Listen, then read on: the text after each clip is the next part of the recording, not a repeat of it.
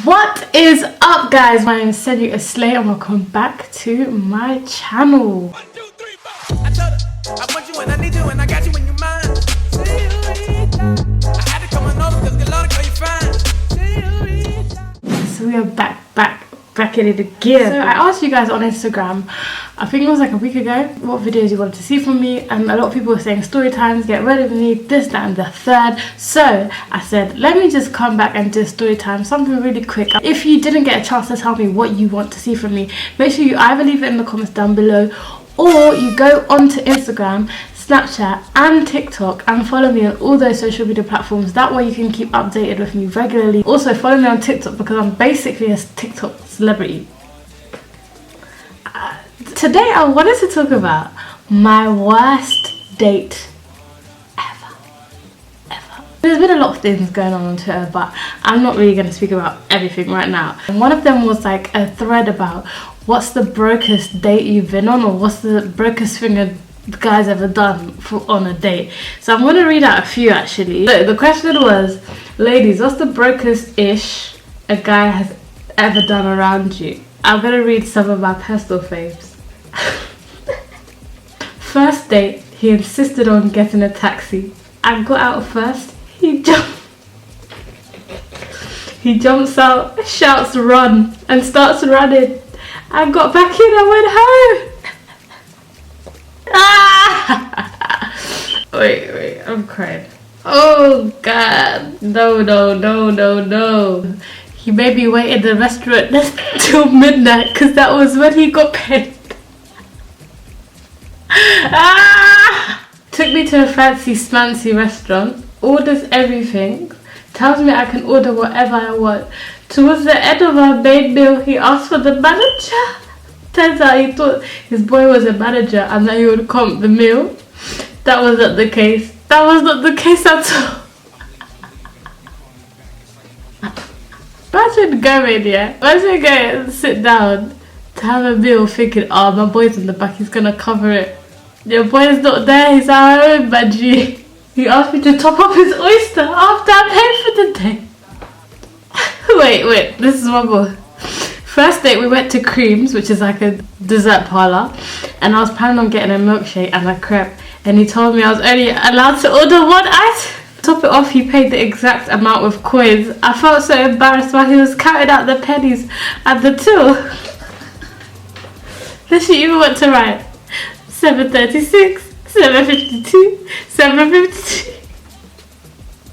So this really inspired me to talk about the time when I went on my worst date I've ever been on in my entire life. Honestly, I look back on these times, I tell these stories because I thank God for the place, like how much he showed me, the place that he brought me from, man. I look back in like just gratitude. As you know, I've done a story time on my channel before, and it was basically about my birthday, how I set a light on my 21st birthday, which is a true story. So if you haven't gone and seen that, check that out first before you come and watch this video. From that video, you'll know that I am a birthday babe. I love birthdays. I don't know why, but I've just always loved celebrating my day. It's not until recently that I've kind of like fell off birthdays now. Like it's just a lot, like planning it, buying a dress, buying the thing, buying the apartment, please. This is my birthday in 2018, so I was still at university. My birthday's in June, which means that like uni, everything's locked off, so it's not as if I'm gonna have a motive at uni, as though I would have loved to do that. So I had to have it in London, of course. I had a dinner at Shaka Zulu, and I love that place because that's my home country, South Africa. However, the night before that, I had decided with two of my girls that we were going to go to my first rave in London. I had not gone to a motive or a rave in London. Like, what was the need? Because I actually go to Uni of Leicester. Do you know what that means? As in, all the motives come to me. I went to this rave now, and it was called All Black London. I go, I get dressed up, I go to my friend's house, we get ready. So I don't remember what I was drinking. Nope, I couldn't tell you. I couldn't even begin to tell you. I didn't think that I was weird because I got home by myself, so I wasn't like drunk, gone, but I was up there, you know what I mean? So So we go to the rave now. I don't remember much that happened. It's a good time. I remember I see my boy there and I'm like, oh my gosh, hugs, kisses. I go home. I don't remember anything. I don't recollect anything. So the 10th now is my actual birthday. I'm going to my birthday dinner, the Shaka Zulu birthday dinner. So I was just getting ready for that. While I'm getting ready now, I get a call. So I'm like, okay, it's my birthday. People are gonna call me normal. So I pick up the phone now and I'm just hearing this voice like, hi, my name's, can't remember his name for the life of me. My name's Didida, do you remember from last night? I said, huh? Last night, friend? I don't recall. He was like, yeah, like we met last night at the rave and you know, we had a really good time. You were telling me it's your birthday. You kept telling me it's your birthday. Now this is believable. I can imagine myself being waved and telling everyone it's my birthday. I don't recall giving him my number for a second. I don't even know what the Donny looked like, my G. Couldn't even tell you. I was like, sir, I don't even know who you are. And he was like, don't you remember me? Oh, don't do this. Why are you violating? Oh, da, da, da. He was like, anyways, like, let me just take you out. Like, I'm a good guy. Like, I really liked your vibe that night and I want to get to know you. Red flag number 1. Why are you going to go on a date with someone you don't even remember what he looks like? You could be a serial killer and you want to go on a date with him because you met him at a rave, Benita. Come on, okay, I don't remember you, but since I gave you my number and I promised you I would go out with you, cool. Obviously I decided I'm gonna meet up with this guy and he said let's meet in Oxford Street and we'll go to Vapiano's. At this time Vapiano's was still fresh, so like, alright, he's taking me Vapiano's, like, okay, like Vapiano's, like, it wasn't a big deal but it was still like, okay, cool, you know what I'm saying. So I meet him in Oxford Street. I was in the shops and I was waiting for him. So obviously this guy was late. So half an hour goes by, he's not here. An hour, like 45 minutes goes by, then he finally arrives. And I was in Top Man. He just told me, yeah, like I'm a stylist. Oh, nice to finally see you again. I'm a stylist, so yeah, like, I wanted to come Top Man to grab a few things before we went out to eat. So he was trying to do a little bit of a flex thing. So I was like, oh, okay, cool. Like you want to flex that you're this big stylist. Okay, cool, whatever. I'll go with it. Meanwhile, he hadn't asked me what I do. He hadn't asked me, oh, what are your interests? Nothing. Oh, don't know anything about me. Like, okay, cool, whatever. Fantastic. So we go to Vapiano's. We go to Vapiano's now. Before we even enter the shop, my guy has seen someone that he knows. So obviously he stops to say hi. So I'm thinking it's gonna be like a quick, oh hi, how you doing? Like, yeah, I'm actually just with someone. This is my friend. We'll catch up with you later. Normal, like a normal human. Oh no. Not my guy. No. My guy saw someone that he knew. I kid you not. They crossed the road and had a 15-minute conversation. I was literally at the other side of the road like bread. I was just standing, waiting. My guy left me, didn't even introduce me, crossed the street to speak to his friend and another person that ended up coming. Thinking in those 15 minutes when he was there, I was like, Benita, you could actually go home right now. Like, he's across the road, he probably won't even notice. You could go home. But I was like, I've come all this way, like I might as well, let me see what it's about. Get myself some free Vapiano's and maybe it could be a good time. Maybe he comes back now. Tell me why we enter the shop. He's spudding the person at the cashier. He's doing a high five. This one, the random do the nod to the people that are chefing up the food. So I was like, oh, like, do you know these people? Are you around here a lot? He was like, yeah, I come to Vapiano's all the time. Like, I know a lot of people. So I was like, oh, sir, okay, cool. So we're lining up, like small talk, but the conversation is not great. He's just like, it's kind of just awkward talk. If you know what Vapiano's is like, I can't explain it.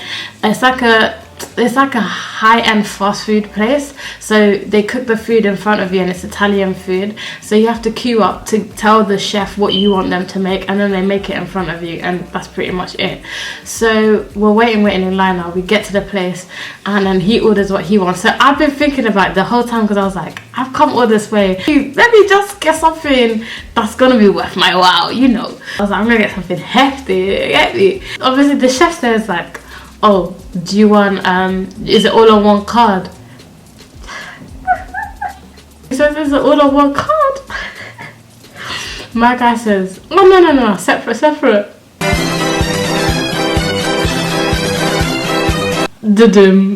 Bug out. My heart actually dropped, fam. What do you mean separate, fam? What do you mean? It's the first date that you called me and begged me to come on, and you don't even want to pay for the thing. Oh my days. And it's my birthday, like it's literally my birthday. Shocking scenes, guys. Oh, fantastic. And you know I got a big meal. Well, that thing came up to £17, my friend. £17 sterling. Maybe not 17, like 15, 16. I have no choice, I have to firm it. We go upstairs and we're talking. The conversation is abysmal.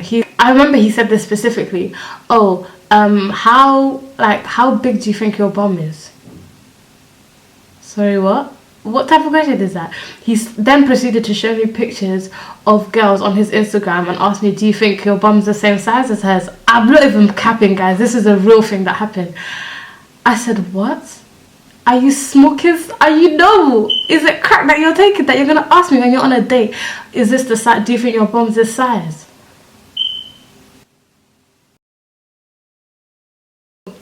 And then he asked me, oh, what uni do you go to? And I'm like, oh, I go to Leicester Uni. Oh, I know someone there, like, boo, I dealt with someone there. Oh, who? Like, who do you know there? I can't tell you. So he was just making outrageous comments like that. I can't remember the rest of our conversation. Now let me tell you about the description of the guy, because I forgot this. He was 6 foot, so you might clap for him. Some sort of beard thing going on there, nothing much to be fair. But the face it wasn't for me. Do you get it? Like, God's creation, beautiful, not for me. We finished the food and we're going downstairs to pay. Obviously, in my head, I'm outraged. I am outraged.